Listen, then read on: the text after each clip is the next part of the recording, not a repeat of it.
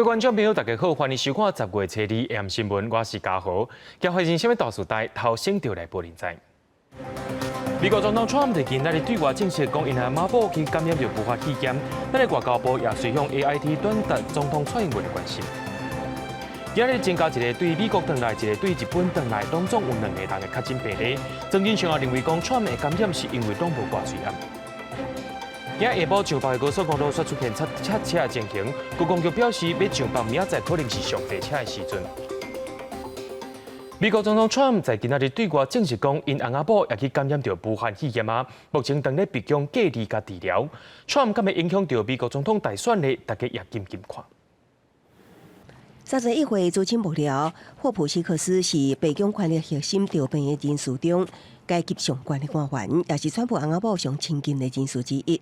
希克斯捌陪同川普在空军1号前往克利夫兰市参加福斯新闻主办的电视辩论会。30暗结束伫明尼苏达州的造势活动了后，希克斯出现淡薄症状，随即自我隔离并且进行检验。川普侧伊伫福斯新闻的电话访问证实希克斯确诊。She did test positive. I just heard about this. She tested positive. She's a hard worker. A lot of masks. She wears masks a lot, but she tested positive.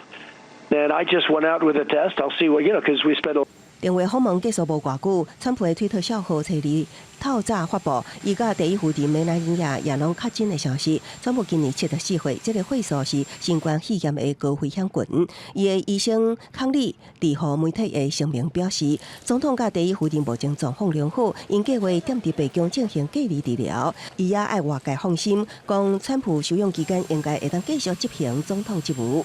这场疫病，美国的确诊人数超过720万，夺走超过20万人的性命。一礼拜前，伫互媒体追究相关问题时，川普也阁叫美国人毋免烦恼，因为除了老大人甲心血管疾病患者之外，会当讲无虾米人受影响。2天前的总统候选人辩论，川普也阁靠说拜登一直挂一个大嘴暗，造势场面人数真少，甲伊的盛大场面根本就袂当比。I don't wear masks like him. Every time you see him, he's got a mask. He could be speaking 200 feet away from it. He shows up with the biggest mask I've ever seen. 川普车里所谓行程已经取消，预定15号伫佛州迈阿密举行的第2场辩论，敢会受到影响也毋知影。所落来白宫甲川普的竞选团队一定会询问，为虾米总统遮尔无将防疫当作一回事，甲政府高层还有偌济人调病。虽然川普第一时间讲希克斯调看催暗，由媒体协调委员却毋是安尼。30伊陪同川普坐空军1号前往明尼苏达造势，都无挂催暗。当这去的人包括川普的囝婿库许纳也拢无挂。克利夫兰辩论会现场迄天也是同款的情况，拜登随行人员包括吉奥、吉尔寨，每一位拢遵守室内防疫规范。川普一家伙也都无。辩论过程，川普面向拜登一直讲，境内手传染问题同款互人关注。记者综合报道。美国总统 Trump 去染到武汉肺炎，咱的外交部也随向 AIT 传达总统蔡英文的关心，希望美国总统甲夫人会当早一日复原。不过，这个调配消息也互美国3大机会指数总值，道琼机会指数也跌落580点，有人开始烦恼讲美国总统大选可能会受到影响。川普确诊新冠肺炎引起国际关心，总统蔡英文透过外交部向美国政府表达慰问，希望川普甲梅兰妮亚早日康复。透过我们外交的管道向美国政府了解，同时也致意。我们也希望川普总统伉俪可以在医疗团队的专业的照顾之下，可以早日康复。川普确诊消息传出，也重创美国股市3大期指落盘，道琼期指一度大盘580点。学者认为，进前英国首相强生确诊伫妥善治疗之下，真紧就好，所以这摆对美国经济影响只是短期。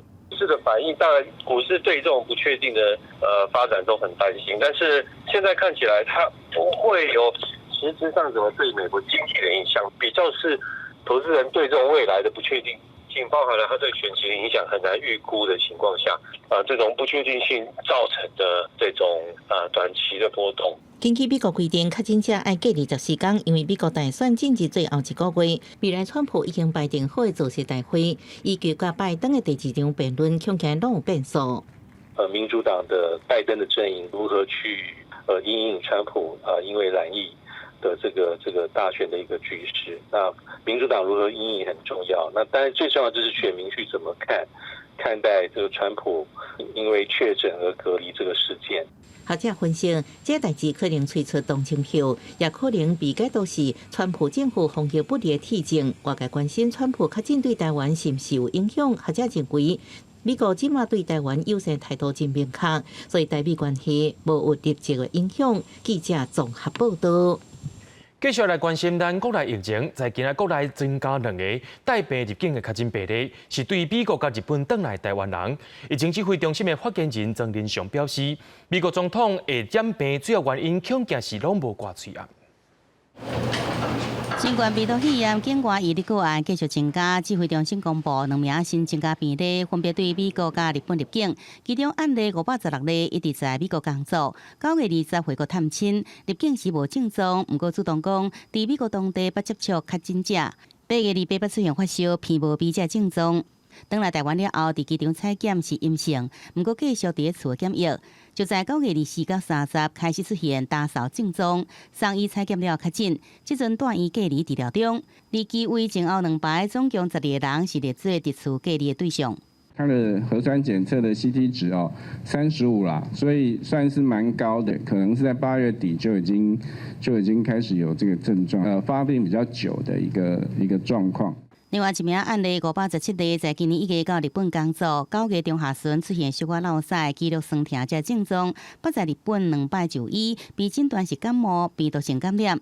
9月30回国入境时，主动讲有症状，机场采检了后送到集中检疫所确诊。接触者总共9个人列做伫厝隔离对象。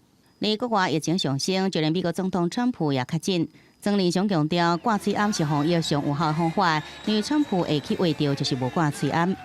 川普他大部分时间都没有戴口罩，这个疾病在发病前2天，事实上就可能具有传染力啊。事实上，总统跟行政院长还有指挥官员都全程都戴口罩，戴口罩还是防止 COVID-19 的一个最有效的方法。总统府也强调，总统蔡英文相关防疫做法，包括挂嘴罨、量体温、保持社交距离等，拢依照中央流行疫情指挥中心指引。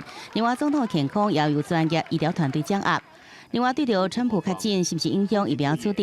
曾仁祥是讲，疫苗是甲 COVID 签约，川普确诊甲疫苗研发无关系，那个注册疫苗进度未受影响。而对着美国防疫策略，强调也未因为川普确诊出现特殊的调整。记者综合报道。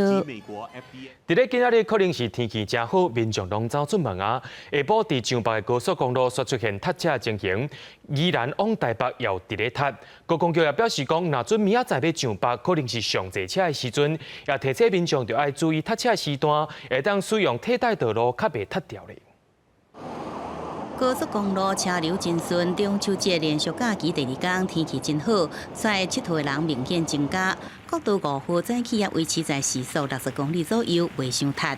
不过在下晡3点了后，出现头一波回乡车流，北上头城到卑南有车侪情形，时速无到40公里。国五北向头城到坪林，则从3点开始左右有车多的一个趋势，大约拥塞的车流的情形会在晚间8、9点以后才会得到疏解。今天开始其实还是以南下的车潮为主。那我们预估今天的交通量整体来看，还是大概在110到120之间的一个100万车公里，大概也是平常的1.3倍。那其实，在今天上午车流量也是不小，大概在几个局部路段还是有一些零星的拥塞。那包括像是一些事故的一个影响整个车流的回堵。高公局表示，车里塞车路段包含国一南下杨梅新德系统、中华系统、保盐系统这路段，国三南下三英关西、乌日到雾峰系统，也有国五南向南港系统到卑南，北上宜兰到卑南等。截至下晡3点，国道全线交通量是58.300万车公里，预计规天会达到119百万车公里。其中，国道5号南下雪水崩坑的车辆，甲去年第2天中秋节来比较，更加增加14%。礼拜六有股市，北上车流上多，提醒用路人这塞车的路段，上好用避开尖峰的时段。明日北向的部分大约集中在像是国五的部分，集中在宜兰至坪林。国一的部分像是新竹系统到湖口，以及国三的部分关西到大溪，中部地区的部分像是埔盐系统到西螺到埔盐系统，以及国三的草屯到雾峰路段，皆有零星的车多的一个现象。高公局也表示，拜六西部各道有加对下晡2点到4点了后，陆续出现北上的车流。各个北上车流是对早起10点开始出现，可能拖到半暝11、2点。建议民众改行替代道路，也是避开尖峰时段。另外，因应北上车流，各个苏澳到头城这北上入口会实施各道高承载管制。记者综合报道。今仔日是中秋连假的第2天，各地头拢出现观光人潮，亲像南投的溪头、德山指南宫、土地公庙、花莲的海洋公园，拢是招招人，甚至有轿车为着要闪排队的民众，摔到奥多摆发生车祸。车排到几公里长，一早通往溪头的道151贯道有真侪车，暗过车用慢慢啊行，甲以前太到无法度振动情形比起来是较好一点嘛。连续假期第2天，溪头自然教育园区有未少人，真侪人为着惊塞车也提早出门。想说，溪头不是应该有很多人吗？非常多，马上就到了。入园的常客在连假比较少啊，所以我们的这个连假的假期啊，大多都是这些团体或者是家庭出游的这些游客。根据航空统计，前1天入园人次差不多是3500人，连假第2天是有7000人次，甲以前连假差不多济。虽然人真济，毋过未真塞。在南投德山的指南宫，也是人济甲亲像过年同款。8点多出门。8点，那有遇到塞车吗？没有，我们走国山蛮顺的。8月15号农历就是咱土地公的生日了，大家都会拿饼干来拜土地公来感谢土地公。在花莲人也真济，亲像花莲海洋公园入园人次差不多是5000人，4天连假按算营有5到6万人次，市区也是人车杂通通，有名店家出现排队人潮，不过因为人伤过济，有赛车人在下晡经过花莲复兴街为闪避，葱油饼店的人潮无细致拢着骑机车人。加5都顶哦，加5都有。你们中了一动线，技术好甲载机受到车伤，警方表示，连假期间花莲有将近数十万人潮，警方会伫各重要路口加强疏导，甲以前连假比起来算是较顺。记者综合报道。在咧中秋连假期间，中国军机游员继续扰乱台湾。真正的空军副司令张延定就讲，空军应该量早部署，甲西南部空域部署做训练空域，也通好固守空域安全。中秋连假，解放军无停止扰台动作，车伫派军机潜入咱西南空域，互空军广播驱离。另外一只空警500预警机也伫空域外巡弋。国防部车也公布解放军运8反舰机侵扰咱防空识别区，国军派空中巡逻兵力应对广播驱离，也用防空飞弹对抗。中华民国空军广播位于台湾西南空域，高度3000公尺的中共军机，请你进入我 ADID， 影响我飞行安全，立即回来脱离。针对攻击在西南空域的活动，那基本上我想确实是比以前多，持续的会运用目前的联合勤监侦的做法，我想会加强这方面的征收。解放军选伫中国国庆迄天派军机扰台，前空军副司令张延定分析，除了例行性的假事，感觉美机出入南海第8次海峡活动，也可能采取调虎离山战术，想要互咱的空防真险，历史北部空防出现战略恐怕。北部我们一向有防空飞弹，没有战机。这有弹无机是我们的一个战略很大的一个战略缺口。新竹机场距离台北大概飞行时间要10分钟啊，如果距离北部空域那更远了，那要20分钟。20分钟对一个空权威力的这种运用，那20分钟非常宝贵啊。面对解放军16天来派51架次军机扰台，国防部长严德发讲，甲去年同期比，空军增加20%的飞行架次甲时速。张延定认为，空军应该伫后勤准备提前部署，甚至将西南空域作为训练空域，减少军机另外耗损，熟练作战环境。我们也要习惯在西南空域做飞行训练，那个变成我们传统的空域、传统的训练的场所之后，我们在用兵上面呢，更能够应付自如，得到了飞行的技术。第二个，我们也在他们站岗做打卡。第三个，我们也可以做勤收。对中共那边做情收。另外，中科院公布，城市国庆了后，14号伫九平基地将进行上大弹道高度无限管飞弹火炮试射。外界研判，同款是中程型、天宫3型飞弹测试，目标将相关弹道高度为40公里提升到70公里。这部发射也被看作测试的技术，有计年底完成相关测试。记者综合报道。陆军国校在台复校70周年庆祝大会，将陆军总司令陈廷宠上台致辞的时阵，唔拿对蔡政府呛声批评国军，甚至佮讲伊家己是中国人。陆委会认为讲这款的发言是套动。另外，要求的艺人叫做罗冠霖的，会用中国台湾这款讲法，所引起网友的议论。陆军国校伫台湾复校70周年庆祝大会，将陆军总司令陈廷宠致辞目标指向民进党政府，佮呛声讲家己是中国人。我是中国人，是骄傲的象征。悲哀的是，中华民族也有不少败类，不顾祖宗的荣耀与每日。要做每日的走狗。两岸情势紧张之际，中共军机一直扰台，但挺挺无看好台湾的防御能力，也佮批评国军战略失灵，以为家己志气的行为，陆委会表达高度遗憾，认为伊伫公开场合对两岸关系真无适当的发言，已经伤害台湾人民的感情。陆委会对于陈廷宠先生离谱失格的言行，表达高度的遗憾。陈廷宠先生个人的不当言行与补助学生，这并无直接关联。因为陈廷宠担任华东大商学校的董事，政府补助学校每年6000万。立委也要求教育部应该考虑是不是要继续补助。另外庆祝中国11国庆，自欧阳娜娜了后，来自台湾的艺人罗冠霖甲关宏也伫2020江山入围国庆音乐会上表现。罗冠霖佮以北京腔录宣传影片。我是赖冠霖，我在中国台湾等你。长期在中国艺人黄安也伫微博打卡庆祝中国国庆。伫台湾有一名网络红人以台北101大楼做背景，人误称旗，这个表达热爱中国行为引起争议。民进党真济立委提案修法，明定人民袂当为中港府甲境外敌对势力进行有政治目的的宣传，违规人会罚1到10万块，若是伫公共场所挂或者是电视误称旗，也罚1到5万块。记者综合报道。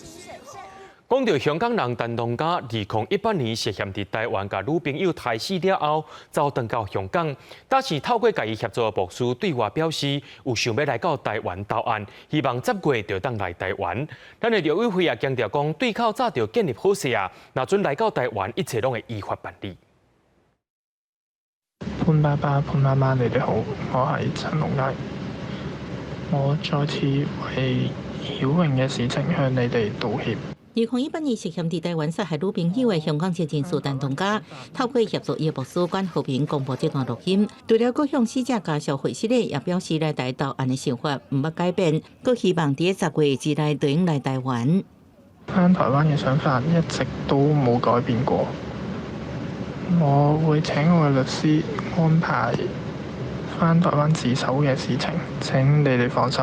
陳同佳因為說烏青罪伫香港被判29個月刑期，去年10月出監了後，伫媒體頭前向家屬承諾會來台投案，卻遲遲無動作。潘曉穎的媽媽接受香港媒體訪問，要求陳同佳趕緊到台灣投案，唔通閣拖，愛對得起伊死去的查某囝。陳同佳為出監到即馬過將近1年，總算講要實現承諾。同家已經通知了有關台灣的律師，因為你們台灣這邊是假期。所以禮拜一應該律師就會向有關部門聯繫關於他回台的事情吧。如果陳賢確定要來台灣面對司法，隨時可以透過窗口聯絡，相關事宜已準備就緒，一切依法辦理。陸委會甲刑事局表示，目前無收到陳同佳來台投案的通知，不過台港雙邊已經建立單一聯繫窗口，隨時應聯絡。也表示，這案件關鍵佇咧陳同佳真實投案意願，甲港府責任感。記者綜合報道。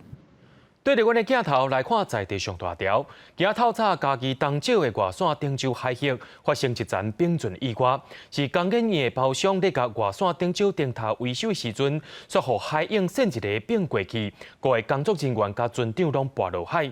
不過，這位船長無穿救生衫，找到的時陣已經淹死啊。现在赶紧准备丢绳子给他。真悬的红色灯塔踩伫海中，灯塔顶面的工人唔知要安怎，只会等人来救。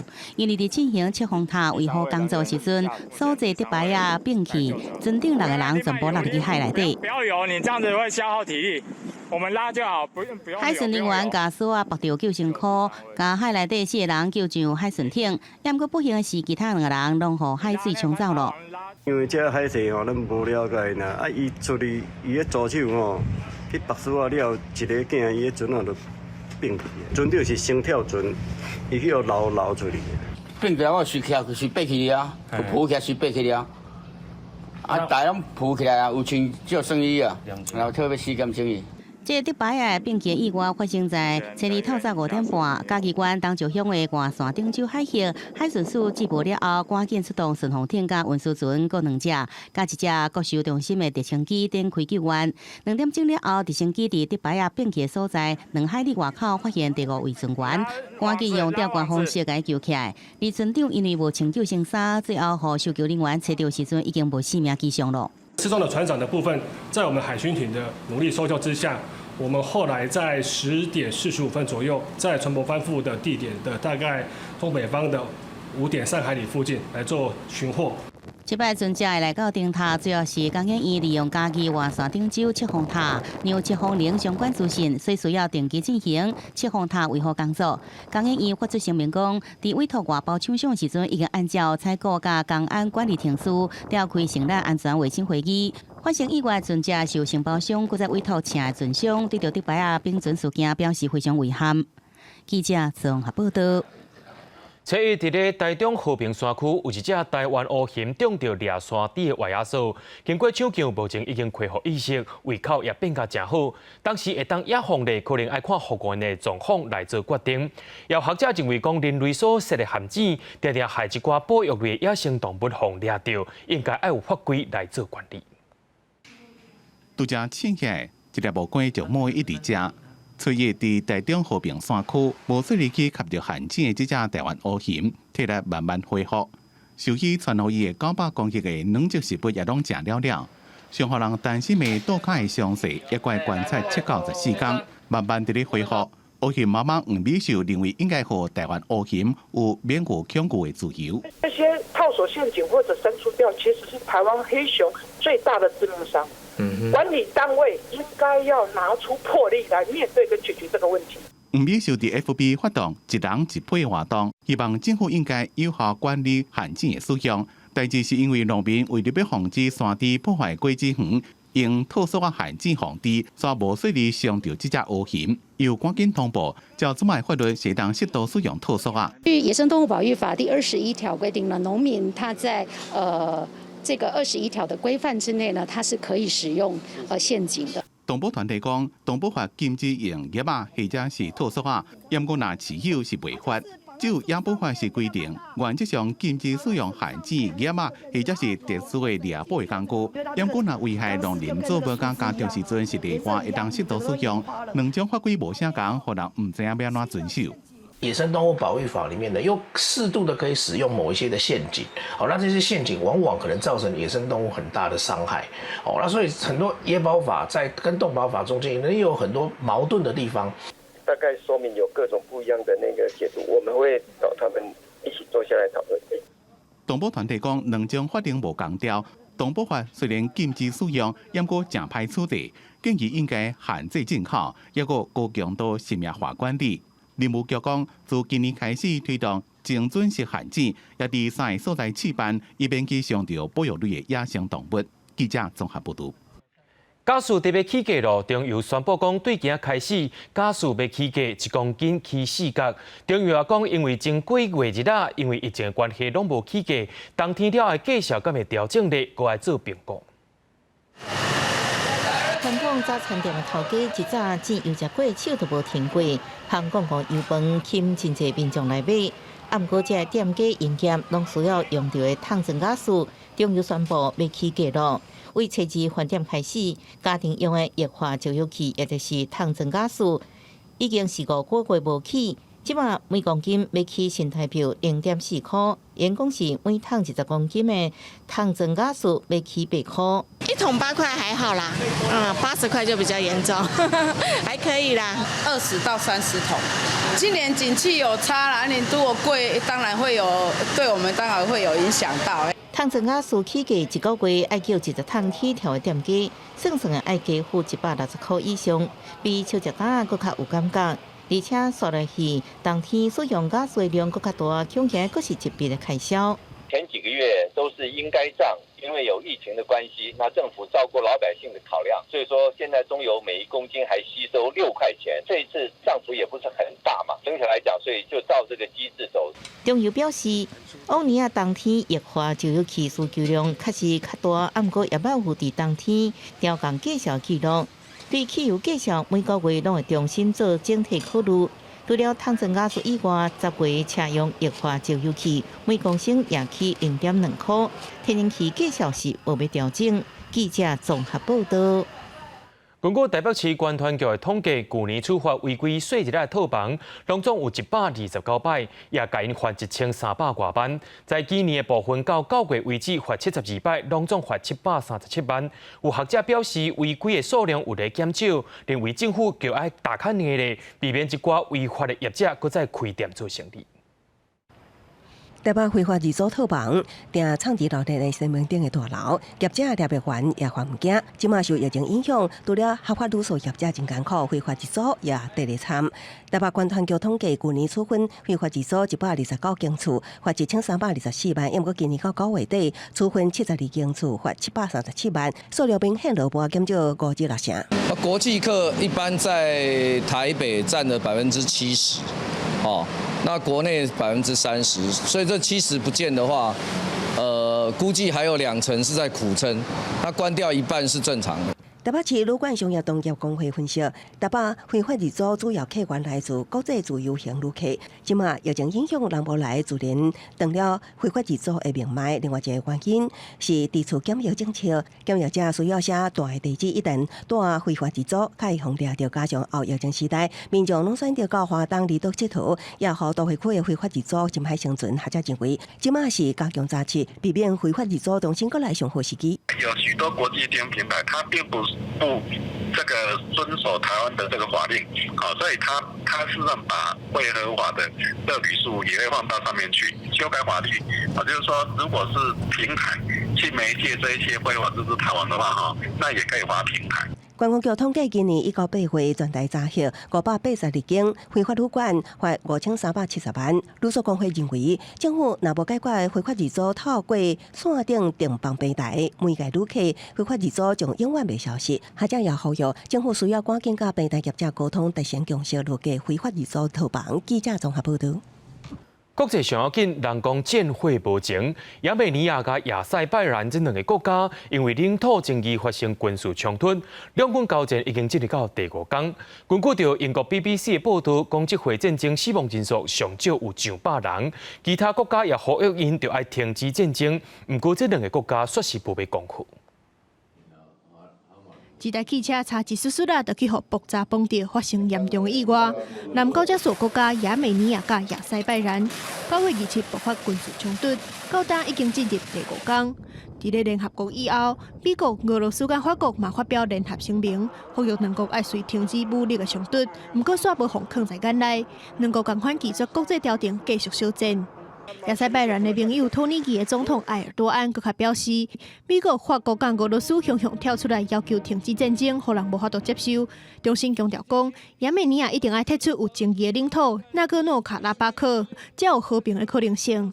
Minsk üçlüsü denilen Amerika, Rusya, Fransa ve bunların hala 30 yıla yakın zamandır bu sorunu ihmal ettikleri için bugünlere yansıyan bu olumsuz gelişmeler karşısında 两国战争的焦点，纳戈诺卡拉巴克这个地区争议已经真久。虽然伫亚塞拜然的境内，但是实际上却去互亚美尼亚族的分离主义势力掌控。长期一直发生蓝蓝散散的冲突。顶个月29，两国互相指控对方侵犯领土。这次的范围已经超过原本的争议地区，两国拢宣布全国戒严。亚美尼亚阁发出越南的动员令。同年期的媒体册公布一段画面，讲是也门尼亚无人战机伫咧纳戈诺卡拉巴克去互拍落来。英国 BBC 报道，连续几落天的战争，到今至少已经造成超过100人死亡，几落百人受伤。 Իմացանք, որ սկսվել է պատերազմ, արդեն մեզ մոտ կային մտքեր ու մենք ինքներս էինք մտածում, որ պաշտպանության նախարարությունը ինչ-որ նամակ գրենք, որպեսզի մեզ ինչ-որ մի ձև փորձեն մեր ռեսուրսները ներգրավեն։ 也门尼亚首都耶路凡，初一出现几落10个女性去军事中心报道，自愿去纳戈诺卡拉巴克的军事前线。也门尼亚军方表示，最近会招募400位的女性军人，目前已经有98名女兵部署伫咧前线作战。记者综合报道。 伫咧印度，搁再发生少女受人草台案件，这回是一位19岁少女受到正人虐待侮辱，送病院了后也是救无回来。有民众质疑讲，警方伫咧暗护罪犯，虽然发生警民冲突。 受气的示威民众将强硬派北方邦首长阿蒂提亚纳特家人道区当街烧，因是为了一名19岁少女上街讨公道。少女顶个月予4名查甫人轮暴重伤，被家人找到的时阵，卫生局无穿衫，喙齿断去，两骨支去。 送医抢救2礼拜，29宣告不治。此案是少女的阿兄控诉不行，警方伫压力之下立案调查。4名嫌犯虽然被逮捕，也毋过北方邦警方表示，根据法医报告，判定无证据证明被害人方性侵还是轮暴，并且讲是有心人调故意扭曲，想要激起精神之间的紧张。少女被认为是属于精神制度中上基层的贱民。4名性侵犯是较高阶的精神成员。此案发生了后，引起全国怒火。当少女的遗体为新德里运回家乡的时阵，警方出面拍算要强行带走遗体，村民是以骂声来动。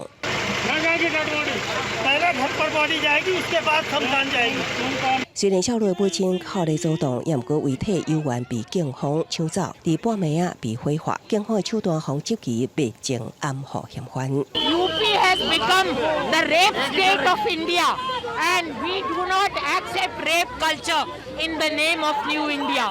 此案伫北方邦首长阿蒂提亚纳特的指示，已经成立特别调查小组。伊表示，总理莫迪已经呼吁严重凶险。阿蒂提亚纳特甲莫迪拢是属于印度教民族主义为号召的人民党。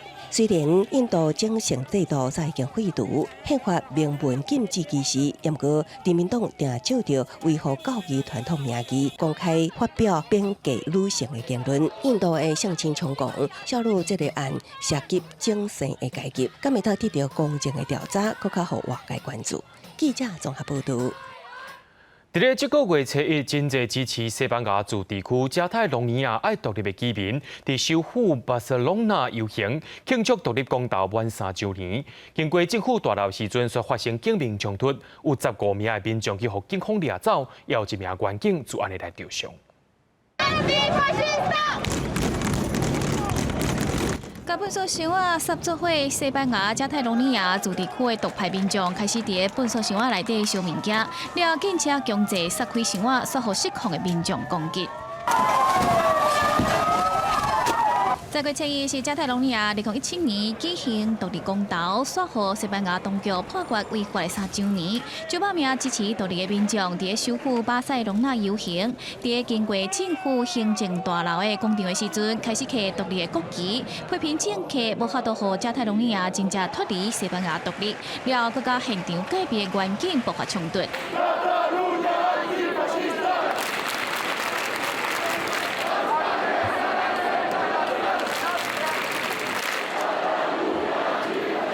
9月2日，因为今麦的加泰隆尼亚自治区政府主席托拉在2019年选举之前，有挂要求马德里当局释放主张加泰隆尼亚独立领袖的布条。西班牙最高法院判决托拉违反选举法，禁止伊做公务员18个月，佮要罚3万的欧元，差不多代表将近102万。这个判决又佮引发支持加泰隆尼亚独立民众的不满。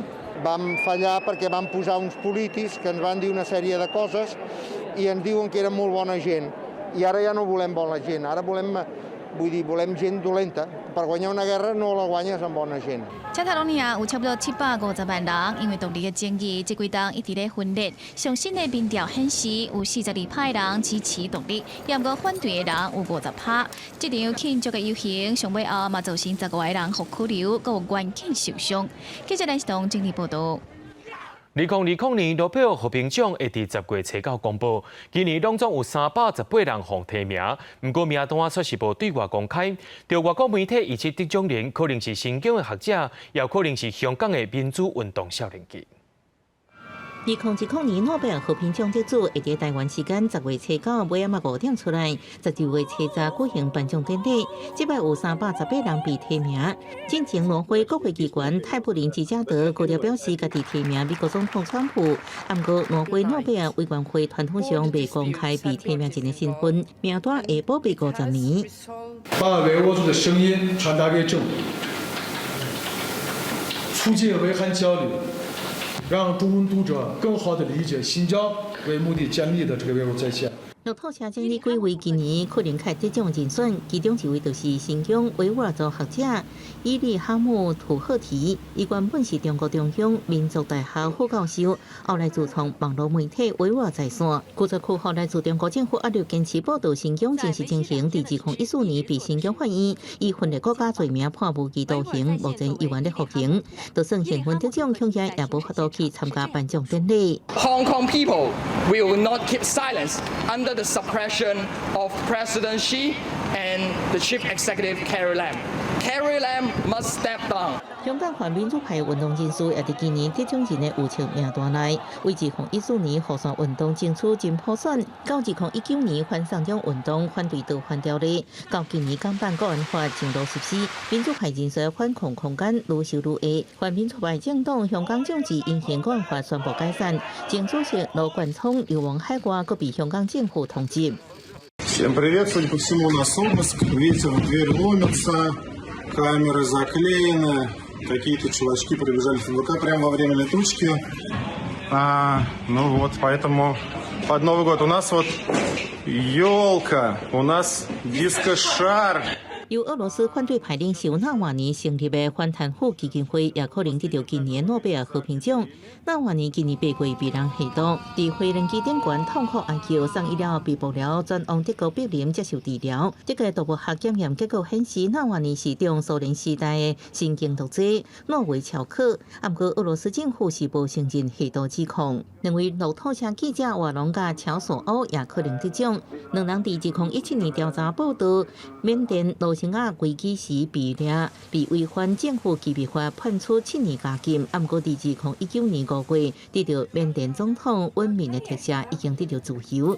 其他可能得奖人选有美国国家安全局包厢前雇员，2013年被控国安局监控公民，被美国以叛国罪起诉的史诺登，甲以间谍法起诉的维基解密创办人亚桑杰，也有瑞典有名环保项目同贝里等人。记者综合报道。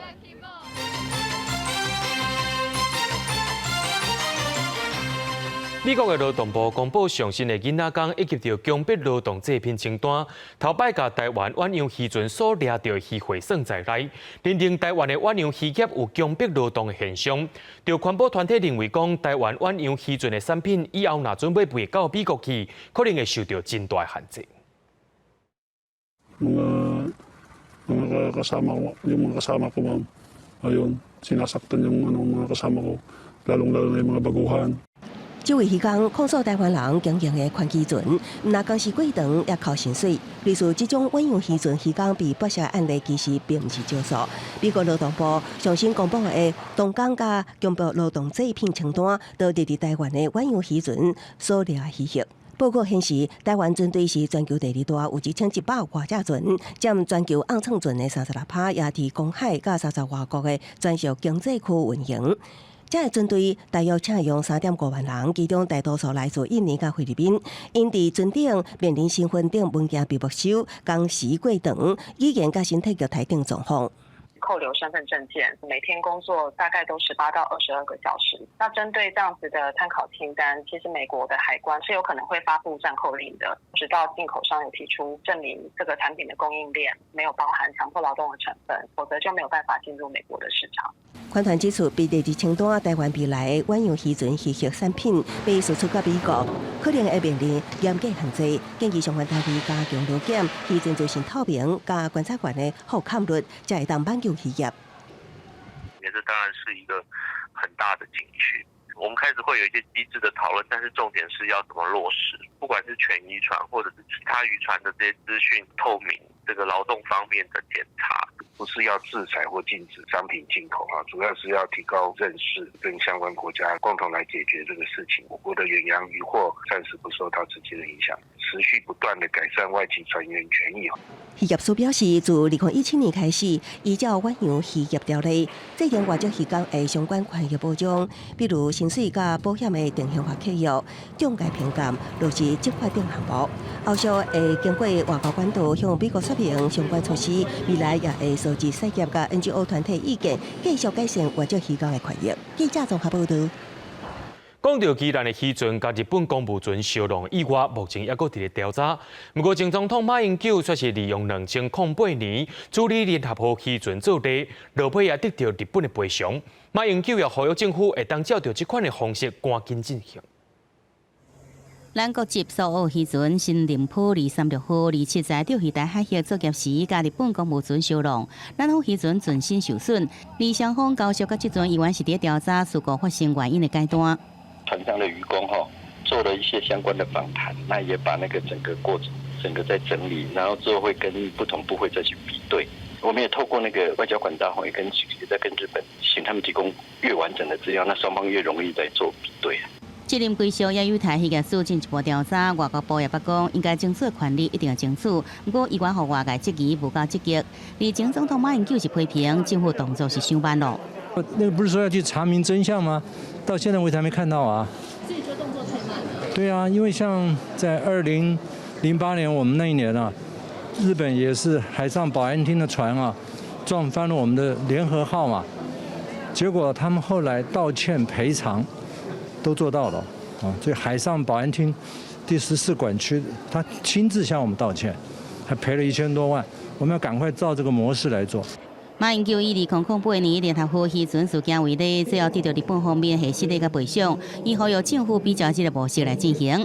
而且伊接受公布这部传统的前台北县长周锡伟是讲，当年伊伫向日本抗议的过程中，捌要求放人系实的赔偿这3个条件。过程当中，马总统曾经打电话给我，我们谈了将近快50分钟。他说这个事情的处理方式可不可以不用这么强，不要这么硬，是不是？对，我说这件事情非要坚持不可，如果不坚持的话，我们就一定会全盘皆输。周锡伟提出2摆渔船事件来比较，批评助理代表谢长廷是软者，更加质疑蔡政府的表现。面对在野党批评的声音，多年来台湾甲日本双方争议的渔权问题，安怎找出解决的方法，由咱等待观察。记者综合报道。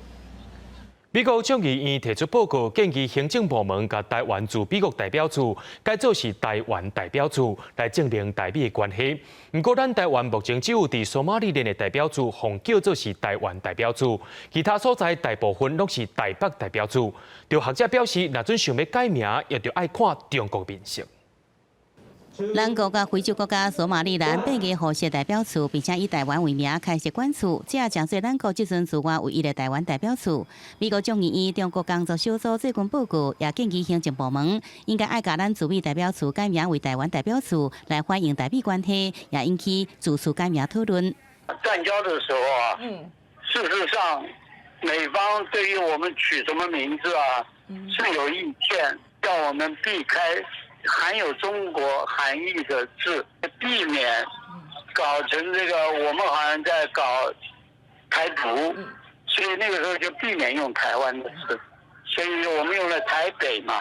对着中国打压，咱国上百个外馆的名称拢无共款，差不多拢以台北为代表。即阵只有15个邦交国使用中华民国大使馆。其他像美国、日本拢是台北经济文化办事处，也是台北代表处，也是台北贸易办事处。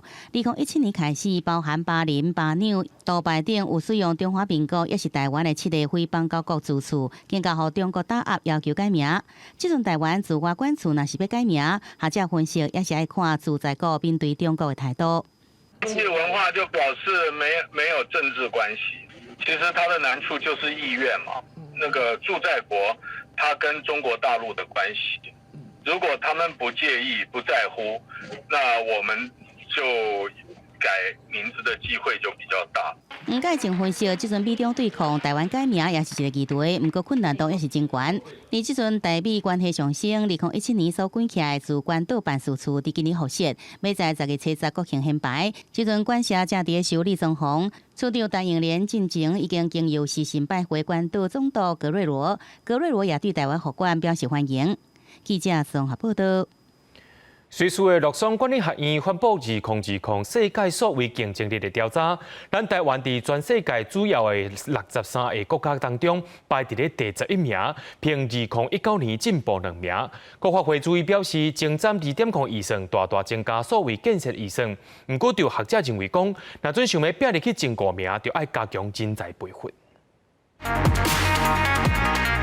IMD 公布2020世界所谓竞争力评比，以3大指标、9项次指标、51项细项指标评比世界各国所谓竞争力。台湾伫科技、未来精密度2大指标评比当中全面提升，排名比去年上升2名，排名第11名。行政院也有在推一个叫 DG Plus 的数位国家产业创新方案，追求国家整体的数位转型。数位转型就是政府将来施政的重中之重。国发会副主委高先贵表示，政府这几年一直投入所谓建设，这摆精占2.0预算，伫所谓建设部分，4年要投入954亿，比顶一期预算增加，主要推动先进网络建设、产业数位转型、推动5G、AI 发展等。不过有学者表示，这摆 IMD 细项评比当中，伫国家对新技术学习能力、科技技术人才雇佣者排名较低，显示台湾软体实力甲人才爱搁提升。其实台湾在软体这块的竞争力相对是比较不足的。我们在看人工智慧的发展，或者是这个云端这一块的发展，其实在软体或者是服务，如果缺乏这种大型的这种企业来做主导的话，那其实对台湾的发展其实也会相对是比较有挑战性。学者表示，台湾所谓竞争力排名第11，虽然是近4年上好，不过伫亚洲地区排名依然落伫个新加坡、香港、韩国排名依然是小小龙上尾。强调台湾科技业有全球领先的技术，尤其半导体制程已经是全球第一。不过就硬体较强，依然爱发展软体技术，两硬结合，有其未来有机会升到第10名以内。记者综合报道。总统蔡英文的政见当中有一项就是腰颈津贴，按算要增加到5000块。教育部长潘文忠表示，明年一定会施行，也会分阶段来达成5000块的目标。不过，有团体认为讲，卫福部甲教育部就要规划同款，民众则袂杀无涨。总统蔡英文伫咧竞选连任的时阵，发出腰椎津贴加码的政见。相比较卫福部伫咧9月中公告，建议明年甲拄出世到2岁腰椎津贴提悬到5000。教育部讲爱分阶段进行。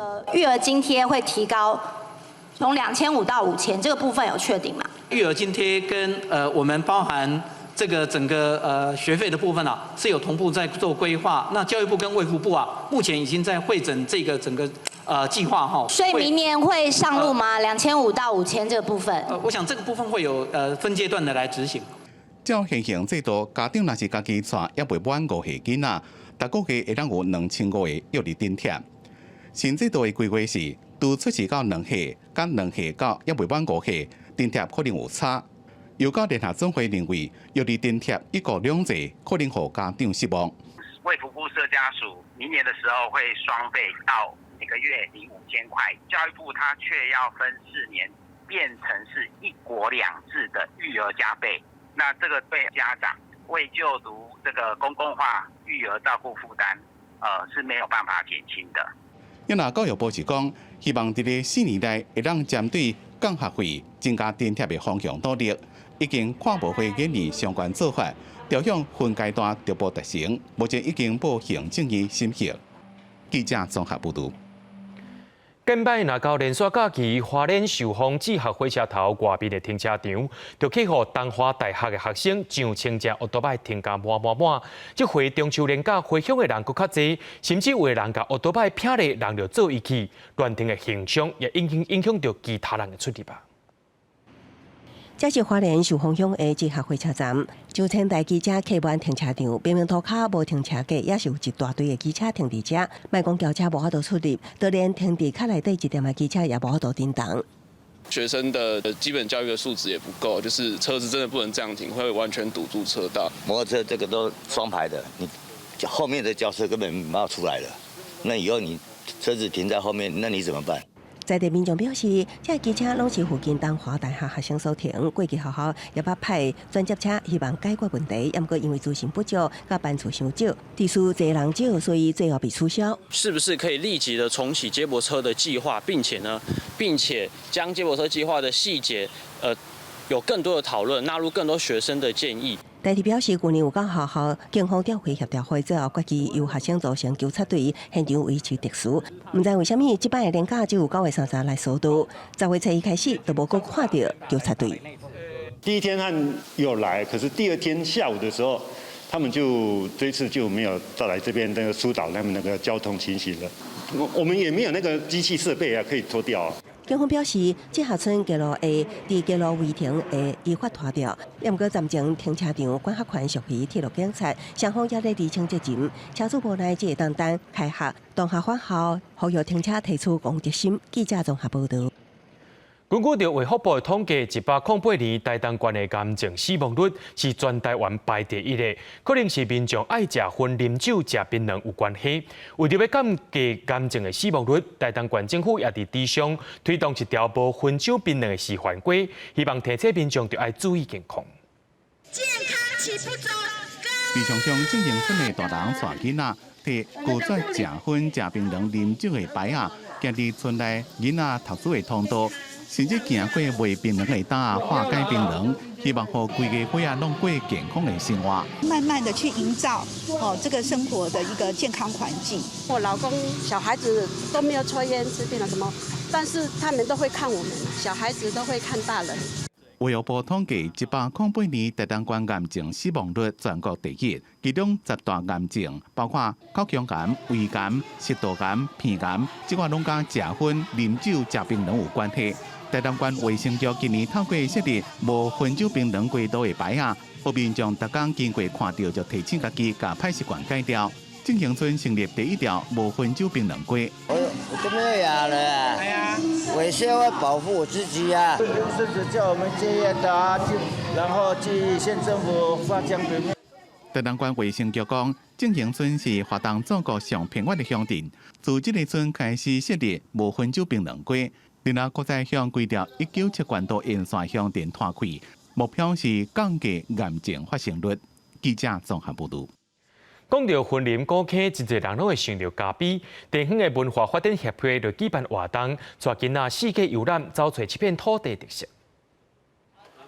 眼前是用无共材质的茶刻出来的作品，雕刻师傅蓝段忠当咧和囡仔真足解说。同款是雕刻师傅的曾心理，以世界游览台湾古迹，将这个建筑刻做小小的模型，囡仔专心听说明，不是问问题。这款老工子的交流是真罕见。即嘛嘛，要有小朋友谈这个艺品是什么材质？算讲将来那你问因才会啊，因就知影。这是地方的文化发展协会举办的活动，带各县各中美术班的学生世界游览，找找这片土地的特色。因为我们今年第1年成立美术班，所以办这样的活动，我觉得非常有意义。特别是我们古坑地区有很多在地的艺人，非常有成就，艺术价值非常高。芳的香味去饮着囡仔遐囡仔仔，点头来个有趣味的活动，让因感觉真新鲜。今天整个安排怎么样？还不错，很好玩。你觉得哪一关有没有最深刻的？这一关就是猜那个成语的。蛮有趣的啦。比手画脚，对。咱永过若讲到古坑，袂少人会想到，自日本时代就真出名的咖啡。毋过其实有真侪文化产业，拢藏伫这个庄头内底。透过这款活动，通互囡仔深入了解家己的家乡，和这片土地培养出更较深的感情。记者综合报道。明仔载天气是好也是歹，做伙来看预报您就知。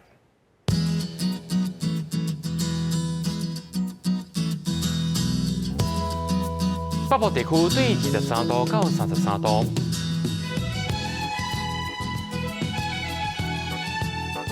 中部地区对25度到34度，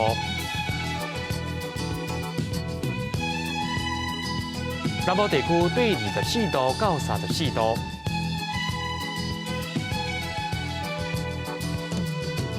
东部地区对23度到32度。咱来看外岛地区，对22度到33度。新闻的最后，也带观众朋友来到越南行行看看咧，也感谢您收看今日AM新闻，我是嘉豪，咱再会。